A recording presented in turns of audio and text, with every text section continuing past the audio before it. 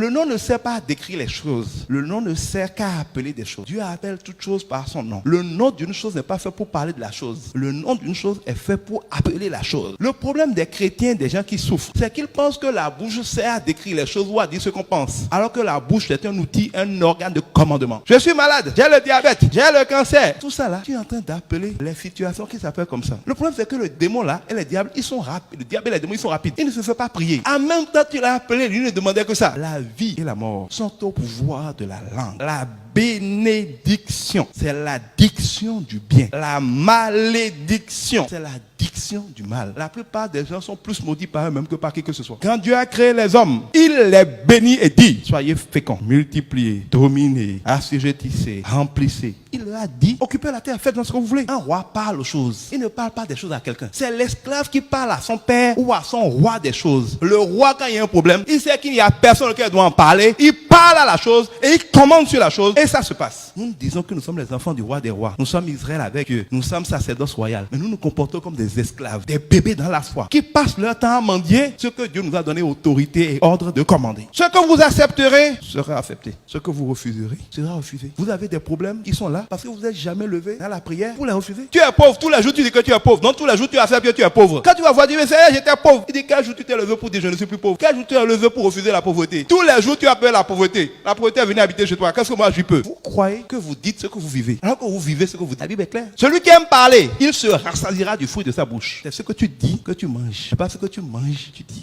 Une génération de Juifs est sortie d'Égypte. Ils devaient aller dans la terre promise. Les cons comme ils étaient, comme nous sommes souvent. Ils ont dit on ne peut pas rentrer, c'est impossible, le mur est trop grand, les enfants géants. Dieu dit comme c'est ce que vous avez dit, je suis obligé de vous faire et de laisser faire ce que vous avez dit. Vous allez tous mourir dans ce désert-là. La parole de Dieu nous dit que si deux personnes quelconques s'accordent pour demander quoi que ce soit, cela leur sera accordé. Dans chaque circonstance de ta vie, dans chaque situation de ta vie, tu as toujours le choix de t'accorder sur ce que Dieu dit et avec Dieu, donc avec l'Esprit de Dieu, donc avec la parole de Dieu, ou de t'accorder sur ce que le diable dit. Et comme Satan est le prince de ce monde, de t'accorder avec ce que la chair voit. Tu as le choix de marcher par l'esprit ou marcher par la chair. Quand tu as mal, Satan dit tu es malade. C'est peut-être un cancer, c'est peut-être une appendicite. Satan commence à te proposer des choses. Tu peux être d'accord avec Satan. Tu commences à dire, c'est comme si j'ai appendicite, c'est comme si j'ai palu. Dans tous les cas dans ma maison, et tu commences à t'accorder avec Satan. Parce que Dieu veille sur sa parole pour l'accomplir. Tu vas être malade parce que tu t'es accordé avec Satan. Dieu est obligé de te donner ce que tu as décidé en accord avec Satan et ce que tu as pris ta bouche pour appeler. Sinon, il n'est pas Dieu.